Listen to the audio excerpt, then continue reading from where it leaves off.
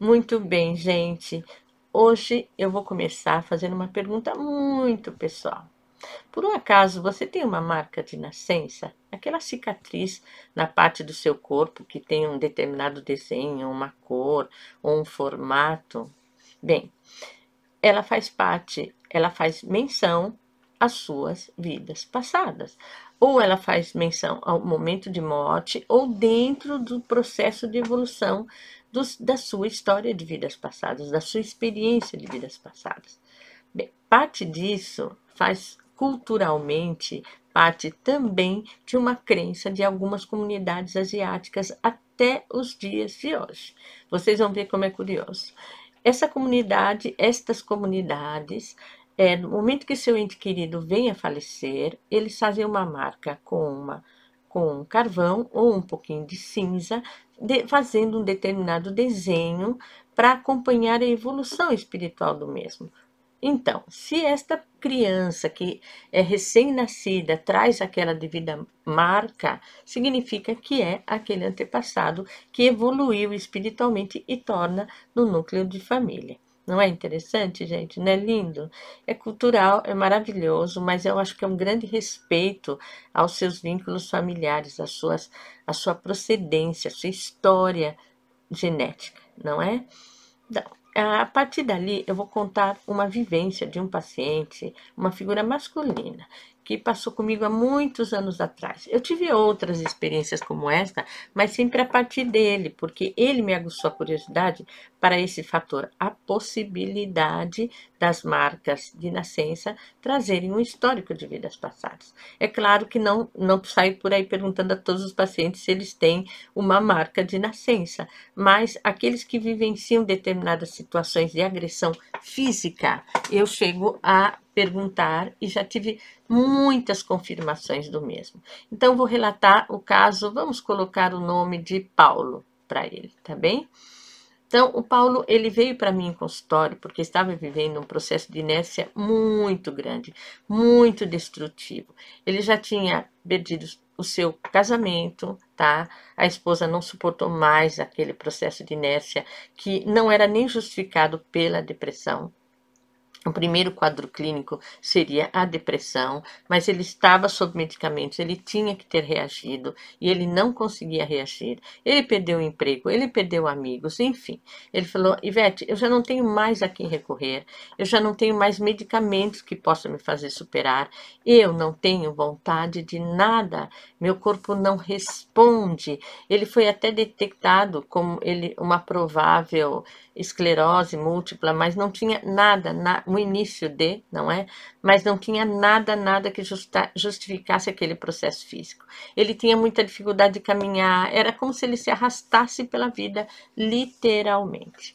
Então, nesse caso, ele argumentava que no processo da regressão, ele chega diretamente no cenário, onde ele sente que o rosto dele está colado na areia.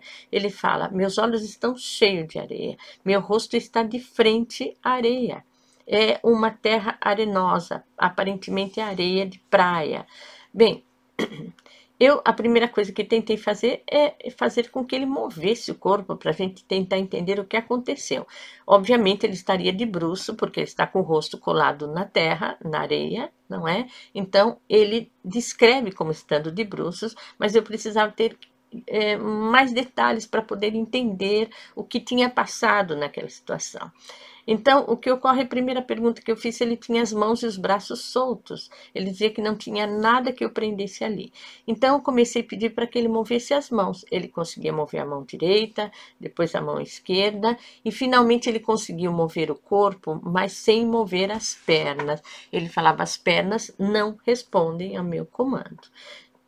Quando ele vira-se, obviamente numa reprogramação, não é? Que é a nossa função dentro da terapia de regressão, eu peço para que ele passe as mãos nas costas, é onde ele percebe que ele tem alguma coisa muito afiada dentro do corpo dele, atingindo as costas dele no final da coluna. Ele faz desculpem, a referência a uma lâmina de espada, tá? Ele só frisava isso, muito afiada. Ele frisava que ele sentia que A espada estava dentro das suas costas, era uma espada longa, então nós estamos falando aí de uma época de pirataria, talvez porque ele faz menção à areia, depois ele descobre que ele está numa praia, tá? E é onde, por isso, ele estava sem mobilidade nas pernas, mas os braços ainda respondiam. Obviamente, é um corpo espiritual. Ele podia fazer o movimento que ele quisesse, inclusive ficar em pé. Mas nós tínhamos que entender o que aconteceu. Então, mover as peças do quebra-cabeça, mover as peças, os movimentos físicos dele nessa hora é muito delicado, tem que ser muito preciso para não causar um trauma maior. É como se estivéssemos fazendo uma cirurgia. Bem, resumidamente, fizemos a conclusão da situação. Realmente foi um ataque pelas costas. O contexto da história não vem ao caso, mas ele tira essa espada e segue o seu caminho, inclusive pelo mar, que aliás era outra coisa que ele tinha pavor. Ele tinha pavor de água. Ele morava na cidade de Santos. Ele falou que ele já teve várias oportunidades de fazer um cruzeiro e ele não se permitia entrar no navio. Falei, já antes, quando casado, tive muitas oportunidades, minha mulher acabava indo sozinha, porque eu não tinha coragem de entrar no navio, porque eu não enfrentava o mar. Mas não era o mar que ele não enfrentava, era o navio, porque foi um ataque pirata, tá? Definitivamente tinha sido um naufrágio e assim sucessivamente. Neste caso específico, o que eu queria relatar para vocês é que, a partir desse momento, concluímos a sua regressão, ele sentou, ele respirava fundo, até a postura dele sentar na maca já era diferente, porque ele estava sempre assim, sempre entregue, tá? Aliás, não foi na segunda, foi na terceira regressão, na terceira tentativa de vivência de regressão com ele, que é raro acontecer, gente. Normalmente, uma única consulta é mais que o suficiente. No caso dele, eu me lembro muito bem que houveram 3 tentativas, porque o estágio dele era muito, muito debilitado, ele estava com energia zerada, tá? Mas na terceira tentativa fomos muito, muito felizes, porque ele já ao sentar, não me esqueço, me lembro como se fosse agora, a postura dele era diferente, era de segurança, era de alívio, era daquele que sabia o que estava fazendo, tinha total compreensão dos fatos e mais. Foi onde ele ergueu a camisa, falou: eu tenho que te mostrar uma coisa. Gente, ele tinha desenhado, não o cabo da espada, mas a espada nítida e claramente. O fio, não é a lâmina da espada, nítida e clara. Era mais fina, alargava, só não tinha um cabo.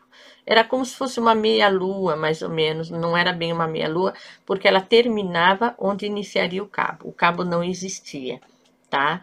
E que o cabo também faz a referência da mão que atingiu a vítima. Então, consequentemente, a mão estava nula com o cabo, mas a lâmina, que fazia referência àquilo que tinha entrado na coluna dele, era fato. Ali estava desenhada claramente, nitidamente, para quem quisesse concluir, tá? Era o desenho de uma lâmina, de uma espada sem o cabo, mas apontada para o fim da coluna dele. Mais um detalhe: ele tinha naquele mesmo ponto uma hérnia de disco, do qual ele argumentava que seria o real motivo da sua inércia. Ele tinha muita dor para fazer movimentos, ele engordou demais, ele tinha muito peso. Então, o primeiro argumento dos médicos e dele, consequentemente, era que a hérnia de disco fazia com que ele se tornasse uma pessoa absolutamente inerte, sem força, sem movimentos para a vida, quando não era.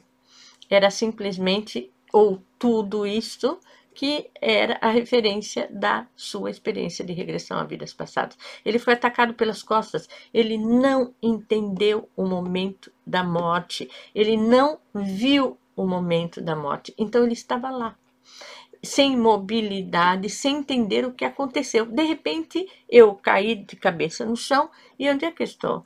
Onde estão todos? Cadê todo mundo? O que está acontecendo?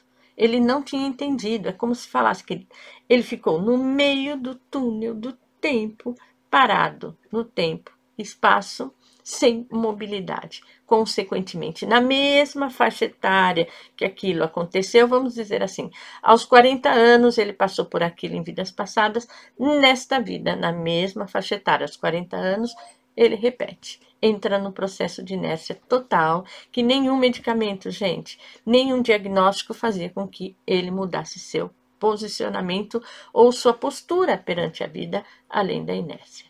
Bem, é conclusivo, é absolutamente conclusivo, acho que vocês compreenderam perfeitamente todo o processo das cicatrizes com referência às vidas passadas, entre outras experiências. Vou aqui relatar outros casos para vocês, com referências às marcas de nascença.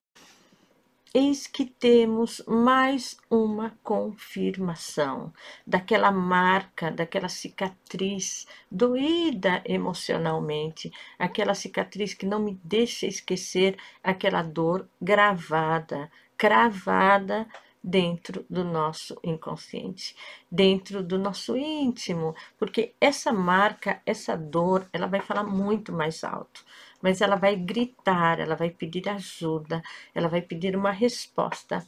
E eis que a sua resposta pode estar bem de frente a você, numa vivência de terapia de regressão a vidas passadas. É fácil se propor, é fácil encarar esse fantasma de longas datas, como eu mesma disse, dessa dor infinita, que a gente sabe que existe a dor, só não sabe de onde ela vem. Como que eu vou reprogramar essa dor? Como eu vou abortar essa dor se eu não sei de onde ela vem? Se eu não sei o ponto de partida dela, se eu não sei o princípio dela?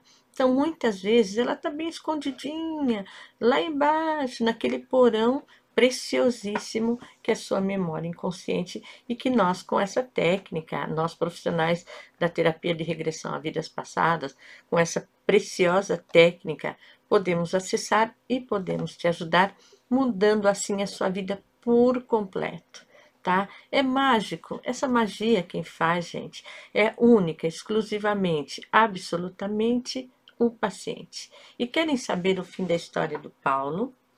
Pois é. Ele, depois da terapia de regressão, a primeira coisa que ele conseguiu fazer como iniciativa de força foi buscar um emprego. E não demorou muito, viu? Ele foi buscar um trabalho que até então ele era aposentado por invalidez, mas ele conseguiu um trabalho extra, vamos dizer assim, que era trabalhar à noite no cais do Porto de Santos, e ele operava aquela máquina de forklift, tá? Então, consequentemente, ele chegava em determinada hora da madrugada, vamos dizer assim, ele era liberado. Eu acho que ele fazia 4 horas na noite, parece-me que ele entrava às 11 e saía às 3, ou eu sei que ele saía de madrugada, ele terminava o turno do trabalho de operador de forklift, daquelas máquinas, aqueles carrinhos de forklift, não é? Eu me lembro até o nome porque eu nunca tinha ouvido falar no nome e até então eu nunca mais vou esquecer o nome da máquina que ele operava. Eu passei a conhecer a máquina a partir dele. Então, o que ele fazia no meio da noite? Ele simplesmente, ele falava, eu chegava em casa e Ivete era 4 da manhã. Não tinha o que fazer, o sono já tinha ido embora. Então, o que eu comecei a fazer? Caminhar na praia.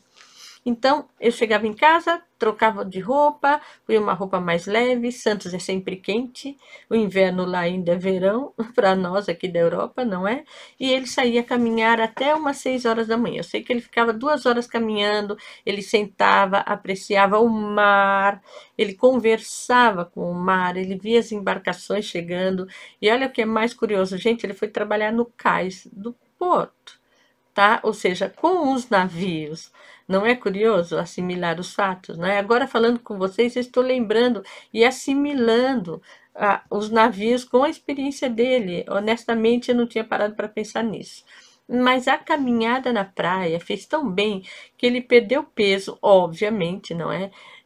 Vamos dizer assim, ressuscitou a alma, porque era outra pessoa, voltou à autoestima e começou a ter uma vida afetiva, inclusive, muito saudável e muito feliz. Era para ele, por que era um conceito de felicidade? Obviamente, era uma pessoa que tinha renascido.